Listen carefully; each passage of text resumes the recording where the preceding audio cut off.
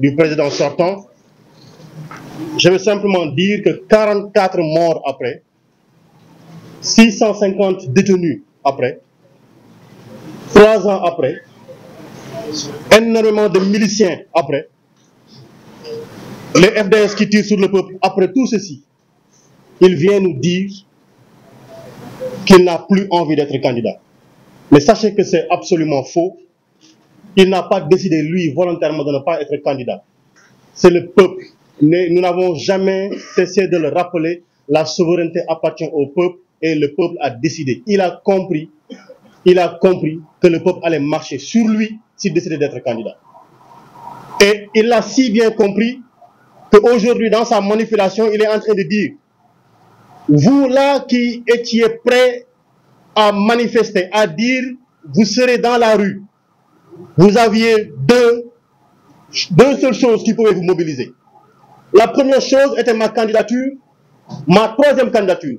Et la seconde chose, c'était l'interdiction de candidature à Ousmane Sonko. Aujourd'hui, vous tous qui aviez comme dénominateur commun l'opposition à ma candidature, restez chez vous.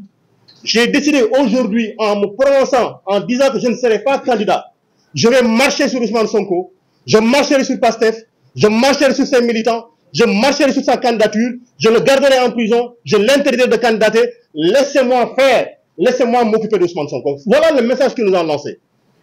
Voilà comment il faudrait décoder le discours de Macky Sall hier. Et comment il y est parvenu, on le verra parce qu'il est en train de lancer des menaces derrière, comme d'ailleurs il est coutumier des faits. Donc ce qu'il a dit hier, mais est d'une extraordinaire banalité, parce que je ne suis pas candidat, il savait très bien et pertinemment que la Constitution le lui interdisait. Et je dis, pour ceux qui ont décidé de lui faire confiance, mais gardez-vous de totalement lui faire confiance, parce que comme il a été dit tout à l'heure par Ngagne Demba Touré, il garde sous son coude 3 cartes, 3 coups qu'il peut nous faire au dernier moment.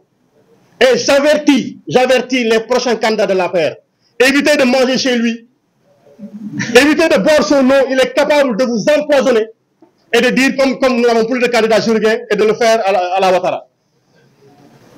Prenez garde, je parle de Amadouba, de Aly Ngouille Ndiaye et de tous ceux-là qui ont été cités, faites bien attention. Si vous n'arrivez pas à gainer votre bouche d'invulnérabilité, ne mangez pas chez lui. Mais je dis une chose, il n'est pas candidat et Dakar dort. Comprenez ce que je suis en train de dire. Il n'est pas candidat et Dakar est en train de dormir. Ça veut dire que le fait qu'il ne soit pas candidat n'intéresse aucun de ses souteneurs. Mais qu'ils disent qu'Ousmane Sonko ne sera pas candidat, Dakar ne dormira plus. Qu'ils disent qu'Ousmane Sonko ne sera pas candidat, le Sénégal ne dormira plus. Et il faudra qu'ils le comprennent. Donc tout ceci n'est en rien une déclinaison du dialogue politique. En rien, il faut qu'on le comprenne. Tout ce qu'il vient de dire n'a rien à voir avec le dialogue politique. Il a compris le message qui lui a été lancé. Et comme nous l'avons dit, sa déclaration tardive a causé beaucoup de morts. Mais l'affaire CPI, on ne va pas lâcher l'affaire. Ils nous ont dit qu'il y avait des forces occultes dans ce pays-ci. La seule force occulte ici, c'est cet homme qui a voulu utiliser des forces de défense et de sécurité, accompagné de milices qui a tiré sur son peuple. Voilà la seule force occulte. Et qui aujourd'hui, parce qu'elle est tellement occulte, elle a envoyé cette force occulte, une ministre des Affaires étrangères, se rendre dans tous les pays du monde, se rendre à l'Union européenne, pour nous servir un mensonge éhonté que les gens n'ont pas fait, ils n'ont pas fait 30 secondes pour la démentir. Force occulte. C'est-à-dire les forces de défense et de sécurité ont tiré. Mais voilà, vous là qui êtes force de défense et de sécurité, on vous a donné la possibilité de tirer, vous avez tiré avec des balles réelles sur le peuple. Et aujourd'hui, on vous jette en pâture, on vous jette en charogne. C'est un avertissement qui vous est lancé. C'est un avertissement qui vous est lancé. Aujourd'hui, moi, Birame Souleye Diop, parlant sur cette table, auguste table, invité de la conférence des leaders, j'ai dit la candidature du président Ousmane Sonko est une demande politique, est une demande du peuple. Elle ne dépendra pas, elle ne dépendra aucunement d'un complot politique ou un complot judiciaire. Ousmane Sonko sera candidat. Nous battrons campagne avec lui. Il présentera son programme. Et si notre souhait, le bon Dieu l'accepte, il sera le président en 2024. Nous l'avons entendu faire ces menaces. Mais nous rappelons simplement que nous n'avons que faire de ces menaces. Nous n'avons que faire de ces menaces. Il n'a que 3 choses. La prison, la mort, la carrière. Il ne peut détruire que cela. Et ceux qui sont morts ne sont pas plus dignes que nous. Ceux qui sont en prison ne sont pas d'une fierté moindre que la nôtre. Et nos carrières, nous n'avons qu'en faire. Nous sommes des citoyens simples qui voulons lutter pour la démocratie. Et c'est l'occasion pour nous de rappeler que les exigences face à ce qu'il est en train de nous proposer, c'est que nous, on ne dialoguera pas avec un pistolet dans la bouche. Parce qu'avec un pistolet dans la bouche, on ne prononce pas des consonnes. On ne prononce pas des syllabes. On ne peut prononcer que des voyelles. Oui, oui, oui. Avec un pistolet dans la bouche, on ne peut pas dire non.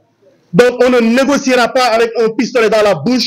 Et ce qu'on lui dit, une condition, parce que nous ne sommes pas hermétiquement fermés au dialogue. Nous l'avons toujours dit. Et je rappelle encore que Ousmane Sonko avait bien dit en 2021, sorti de la gendarmerie, qu'il ne pouvait pas accepter. Aucun leader de la coalition Yewwi Askan Wi ne pouvait accepter qu'on interdise à Macky Sall de terminer son mandat tranquillement. Accompagnons-le pour qu'il termine tranquillement son mandat. S'il se décide à respecter ceci, le dédommagement des victimes, une enquête indépendante contre les crimes qui ont été commis, la libération de l'intégralité des détenus politiques, l'arrêt de l'instrumentalisation de la justice. Nous avons vu avant-hier le ministre de la Justice commenter une décision de justice alors qu'elle n'est pas terminée. Et aujourd'hui, j'appelle l'Union des magistrats du Sénégal. Elle s'est offusquée par les jours passés, par les mois passés, que des hommes politiques aient commenté des décisions de justice. Il faudrait qu'elle se lève pour nous dire est-ce qu'elle est d'accord que le ministre de la Justice commente une décision de justice. Aujourd'hui donc, nous voulons au-delà de tout ceci, que les barrières qui sont devant chez Ousmane Sonko soient enlevées totalement et intégralement, qu'il puisse marcher tranquillement, vaquer à ses occupations et nous-mêmes aller lui rendre visite tranquillement sans voir des hommes en tenue où c'est écrit police nationale. Des élections transparentes, inclusives et apaisées. C'est notre souhait le plus absolu. Si c'est son souhait, on s'entendra rapidement parce qu'il va arrêter ce qu'il est en train de faire. Si ce n'est pas son souhait, si son souhait reste d'éliminer Ousmane Sonko, il nous aura toujours en face de lui qu'il se prépare à nous mettre tous en prison. Nous rappelons aux Sénégalais, donc, tout ceci est que il nous a informé qu'il va introduire des modifications au niveau du code électoral et de la Constitution. En tout cas, nous, députés, nous attendons fermement de savoir qu'est-ce qu'il nous amène. On ne se prononcera pas sur le sujet, on attendra d'avoir les informations sur le contenu. Mais sachez-le, Constitution, du rideau maïga, la Constitution, ce n'est pas le rideau d'un bar qu'on heurte à tout moment, qu'on soulève à tout moment et qu'on rabaisse à tout moment. Voilà la conclusion. Merci beaucoup. Merci.